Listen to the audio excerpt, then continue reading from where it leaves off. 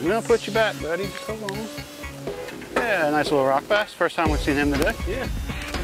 One of the things you're going to notice is the fact that you're going to see a lot of Sean's head from the back. And there's a reason for that. He's constantly having to face downstream, looking for targets, but more importantly, positioning the raft by back rowing.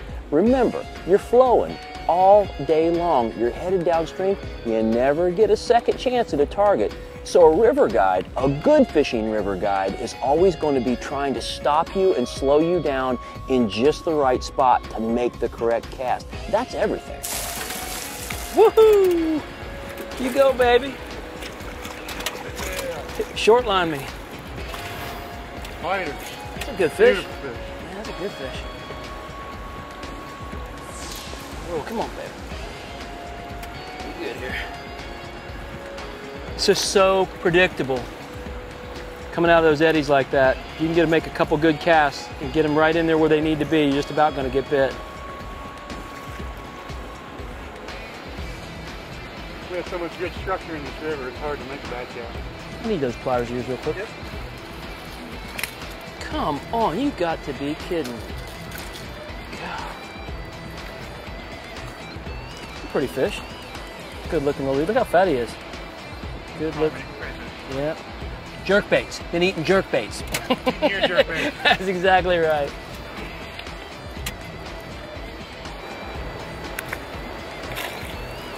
I never gauge successful fishing days by the size of the fish.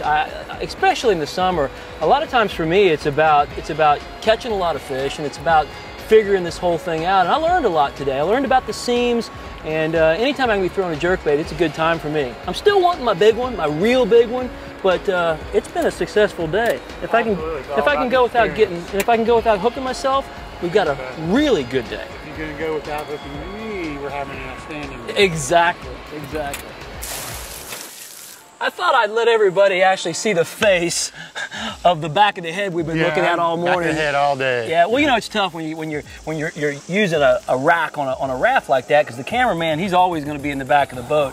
But what people really want to know about is the fishing here, you know, and I've told people before that the New River is just it's a phenomenal river, but every time they think of the New River, they think of whitewater rafting, and I kind of know that's where you got your start, but it's turned into a tremendous smallmouth fishery, hasn't it? Oh, the New River is by far one of the best smallmouth fisheries in the country.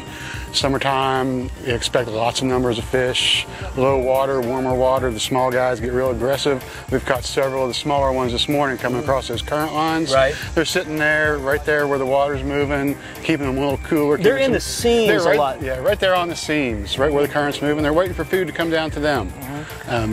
It's a lot of fun fishing the river. And I think that the coolest thing for me is the fact that I can use a lot of different baits. Tell me a few of your favorite baits for summertime fishing on the New River. Summertime fishing, jerk baits, of course, plastic or hard baits, you know, 4-inch, 3-inch, 4-inch grubs work real well. Tubes? Tubes, I love a tube. You can catch fish on tubes any time of year. Right. Just got to fish them slower and deeper. It all depends on what the fish are eating. If they're eating crayfish or minnows, we just imitate what they're going after for the day. Now, if we get some low light or cloud cover, then maybe the topwater bite too? That would be great. Late this afternoon, after the sun gets down over the walls of the cliffs, damselflies will be hatching. Hopefully we'll be able to get them on a little bit of topwater, like a little buzzbait or a torpedo or something along those lines. Right. Now, right now we're actually fishing the upper end. We're above the gorge, exactly. Is that right, or are we below the gorge? We are upstream of the gorge, which would be south of the gorge. It flows backwards. It flows backwards. Like Kentucky Lake, yeah. New River starts in the south and flows to the north. Right. The more aggressive whitewater is downstream of us. We'll be taking out just above that.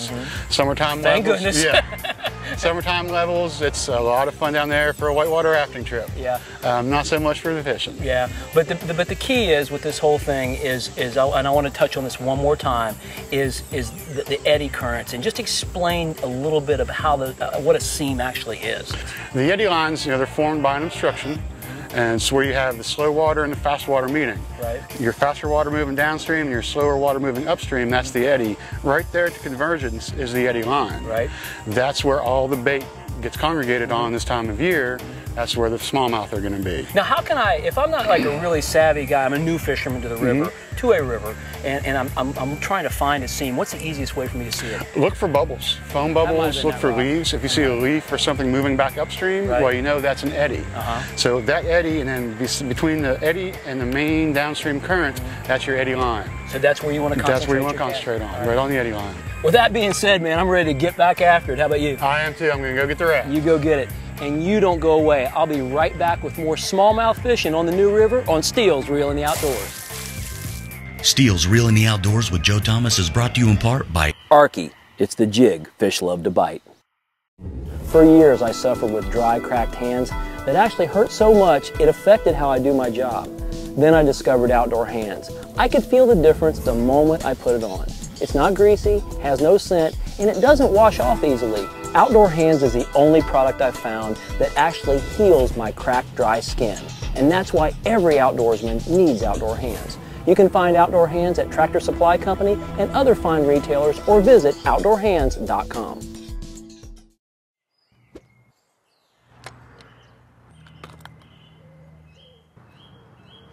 Hey, what are you using? Does it matter? It's no fun when your new outboard is in for maintenance. Only Evinrude E-Tech goes 3 years with no dealer scheduled maintenance, so you can spend your time on the water. Visit evinrude.com to learn more.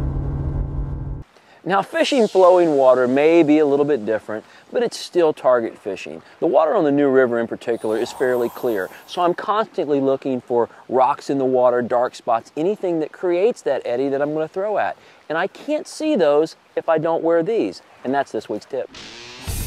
Reel Tactics are presented by Lucky Craft, makers of the Joe Thomas Signature Series, available exclusively at Dick's Sporting Goods. I think almost everyone understands the importance of wearing polarized eyewear when you're fishing. Man, just as simple as this, you put them on and it's so much easier to see. It cuts the glare, but there's a lot of different lens choices. And my personal choice for being able to see in the water and be able to see the targets that I'm fishing are amber lenses. Now, on a sunny day, they're not going to cut the light as dramatically as a gray lens will, but what they do is amplify the light that's available. And on a cloudy day, or when you're looking into the water, it creates contrast. You can see your fishing line better, you can see the rocks, the stumps, the logs in the water. It allows you to see what you're throwing at, and that's why I wear amber. Oh yeah, it's important to be able to see in the water, but it's also important to protect your eyes. Heck, you've only got one set, and I never like to fish, even in very dim light, without wearing sunglasses. And these Brownings that I wear, they're armor coated, so they take a shot. If a sinker comes back, it's gonna hit these and not my eyes, and that is so important. So for eye protection and increased visibility, try the amber lens sunglasses and wear them. Look into the water, there's a whole new world under there. He's pulling as hard as anything I've had today. Yeah, he's pulling hard. He could be foul hooked, can't tell. No, good fish. Good fish. Love it.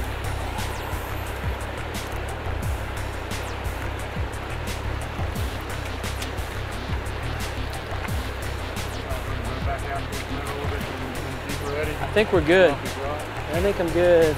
Whatever you think, whatever you... I'm actually gonna reach down there. I'm gonna grab his little butt.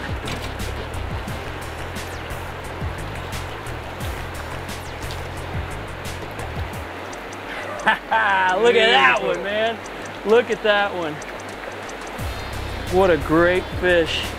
Grab me those pliers just real quick. Yeah.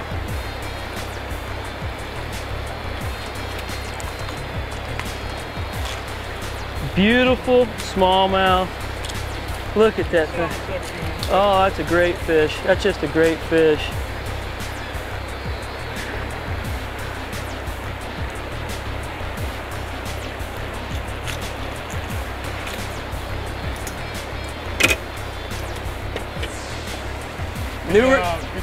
New River Gorge, West Virginia. What do they say? It's almost heaven. Almost heaven. I'm Joe Thomas. We'll see you next week on Steele's Reel in the Outdoors. Bump me a little bit, baby. All right. Steele's Reel in the Outdoors with Joe Thomas is presented by Evinrude. Spend more time on the water with an Evinrude. and by Steel and your neighborhood Steel Power Equipment dealers. Are you ready for a steal? American Modern Insurance Group, Browning Eyewear, Outdoor Hands, Billy Chapman Jr.'s Anglers Inn International, Seraphim Ranch, the MBAA, Dixie Marine, and Carey Automotive Group. Man, we got them high dollar rods, them Gloomuses, the Gloomuses.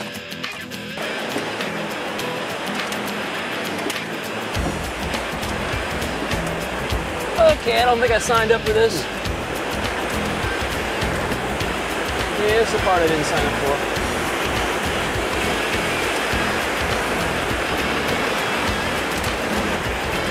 Nothing but a thing.